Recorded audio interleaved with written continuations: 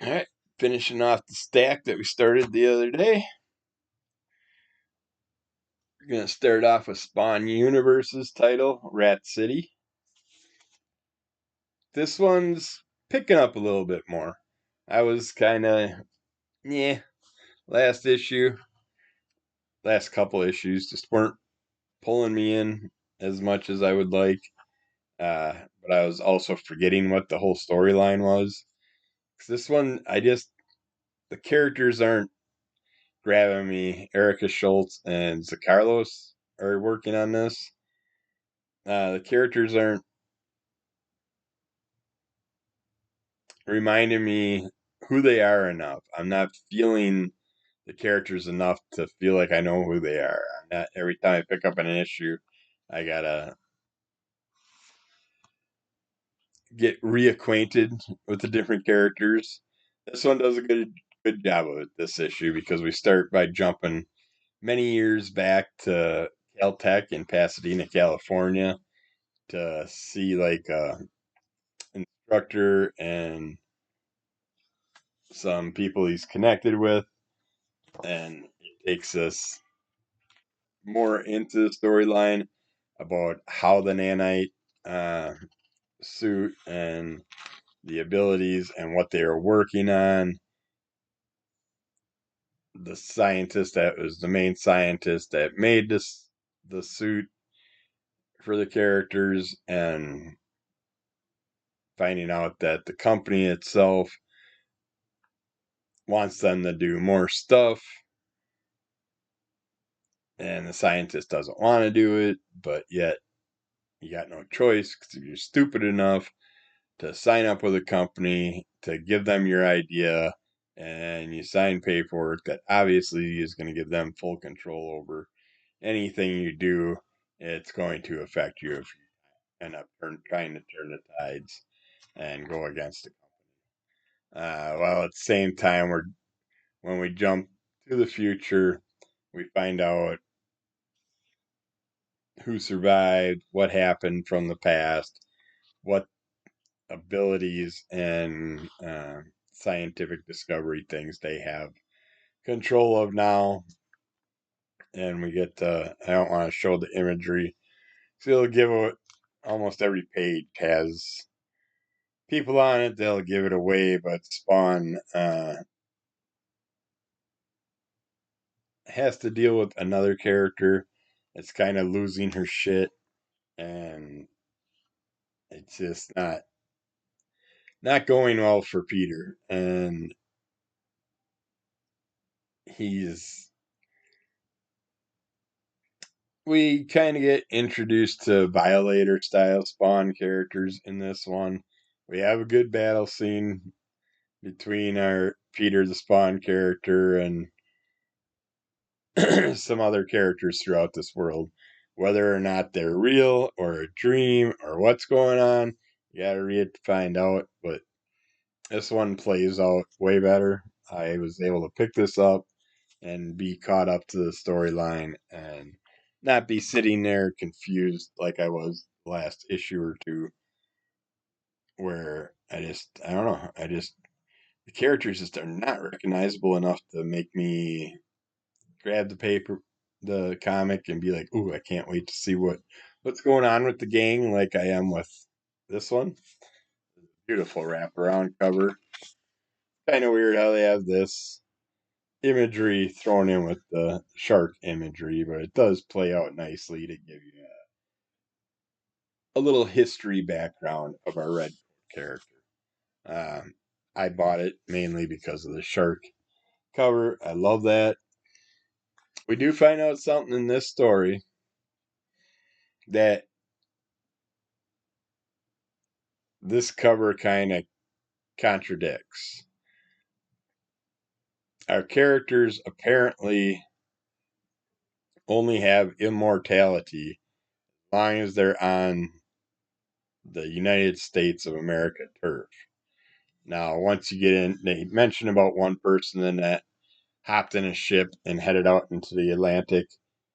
And once they got to a certain point, they kind of basically evaporated, turned to ash. Uh, if you leave the sacred ground, then you basically just instantly age to whatever age you are. So you're going to just turn to dust. People are all thousands of years old, or hundreds of years old, or whatever. And, but we get to see our character, Simon, and Benjamin Franklin, and Albert Einstein working together trying to figure out more information on the axe. They got the book. Benjamin doesn't really want to give up holding the book to Albert. Albert wants the book so he can research it and find a way to help them with the axe problem, because you only got 3 days before Simon dies after he got cut by the axe. I don't want to give it away, but they do find some information about the axe in the book. A lot of squabbling throughout here on the way with our characters, trying to get into a special event that's going to have George Washington, who is the main one, trying to take Simon out for stealing immortality from him. But it's this story is going really strong still.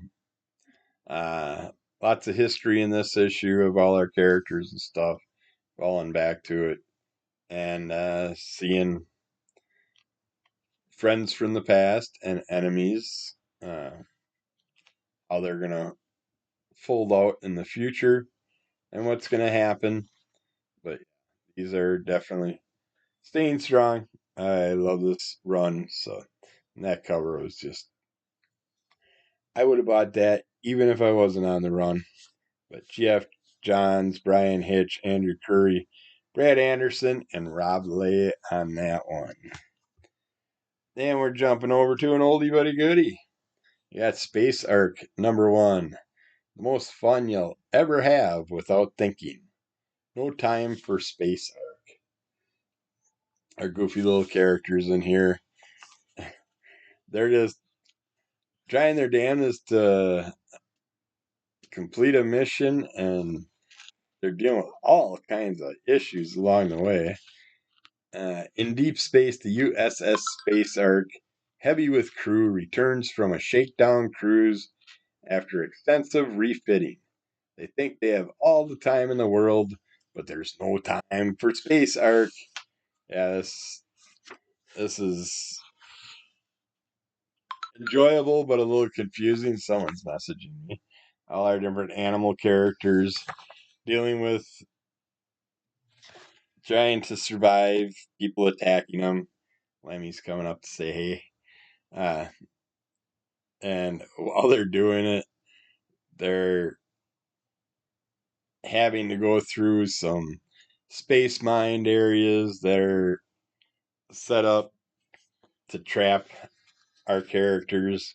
And they have a robot character that they send out on the outside of the ship, put him into uh, harm's way to try and collect some mines, while the rest of them deal with this character that's trying to scam them, and they're trying to scam him, and all kinds of fun things happen along the way. We got this. It's hard to hold things with you here. We got this alligator. What the heck do they call him?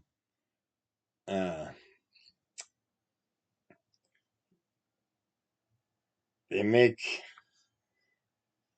Dang it! His name explains his position, but yeah, they put him on missions for what he's designed for, and he has to go out into space and do some things to help them with what's going on. They get attacked. There's a little space attack scene and all that stuff, and they do what they can to foil the plot of the bad guy. And it's fun how all these characters work together. There's just a lot of stuff going on. It gets confusing a little bit listening to all of them doing their things, trying to help themselves out along with helping the space crew out. But yeah, they all got their own little issues And that gets a little bit confusing listening to them jump back and forth. But other than that, it was a lot of fun. I'm looking forward to reading some more of those, especially the way this one ended. I think it'll smooth up a little in issue 2 and 3 if there was in issue 2 and 3. I think there was. I want to say I got like a Space Ark number 5 or something in my old piles. I could be wrong. I could be thinking. We got Sweetie Candy Vigilante, Volume 2, Issue 4. This is getting a little deeper into what's going on. Oh yeah, I didn't mention who worked on the Space Ark. See if it's anybody we know. I guess we're not gonna find out. They got way too much stuff inside the cover. Oh yeah, the one thing that cracked me up about this, one of the bad guys they deal with are the space. Oh, they're the mucoids is what they're called, but there's an official translation for how they speak. They speak really weird, and that was the other thing that was really confusing in here. But it's like dud equals done, as in I am dud with the spood. Thou is now, as in thou Wade just a nostril picking bidute. Ig, ig, is ing, as in the previous example where they had the pick egg, bidute. It's like, yeah, dub is dumb, as in stowed is just a dub edible or abidal. It's like, yeah, that wonderful goofy talk it messes with my MS brain. The cat is pushing against me like, damn it, I want to be petted. I don't want you to keep moving and talking. Just pet me. That's all he wants. But Sweetie Candy and the gang, this is done by Suzanne Cafaro, Thiago Vale, Antonio Fabella, DC Hopkins, and more. But they're having their big party, and our reporter girl that's teamed up with the bad guy that has the other family members that worked together originally to design the whole sweet company, and then they fell apart, and the parents went missing, and no one knows if they're dead or still around. But the reporter comes in, tries to pull some shenanigans to turn on Sweetie and the gang, and Sweetie comes out and does her spiel, and she does a wonderful job with it, and kind of spooks our little reporter gal, and it takes us back to finding out more about what's going on with the gangster side of the picture, why they're at, what they're gonna do next, what they're trying to do to Sweetie Candy and the gang, and see if they can turn on her and make her do something that's gonna put her in the spotlight, that's gonna condemn her. And they're just trying their dangest to get the upper hand without having any more bad candy get in their mouth, I guess you could say. But yeah, it's just so much fun how the candy has different aspects on different people depending on whether you're good or bad.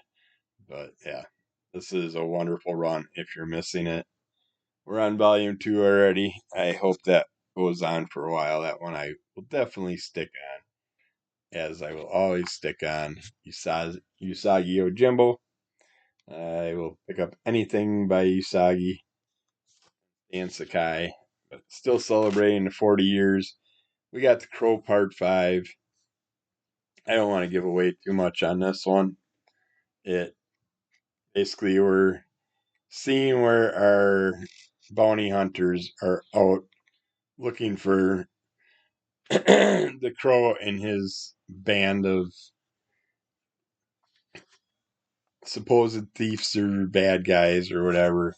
And we see bounty hunters and the Crow's crew just end up crossing paths. They have Usagi and them, Stray Dog and Jin all have some information that helps them find our Crow characters and his clan, and we get to see some big battles and find out a little more about our characters.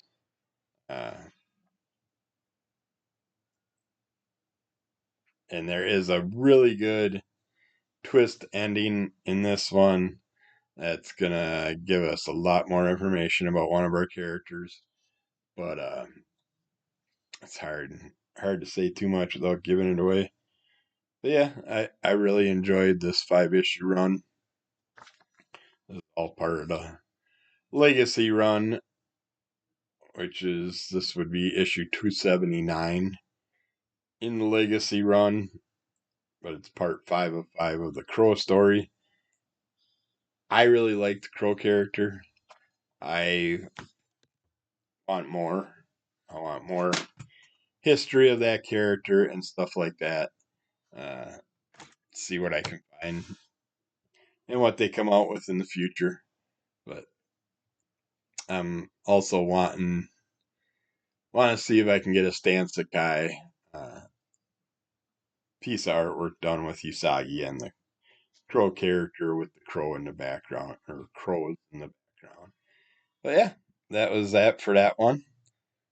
So this one's a little bit shorter than the last review pile because I only had 5 comics in it, but I wanted to finish those off. So keep following Under the Color of MS, rate, review, subscribe, tell a friend, give us some likes, and we'll be back with more soon. And check out Crimson Color Comic Club. Thanks. Bye.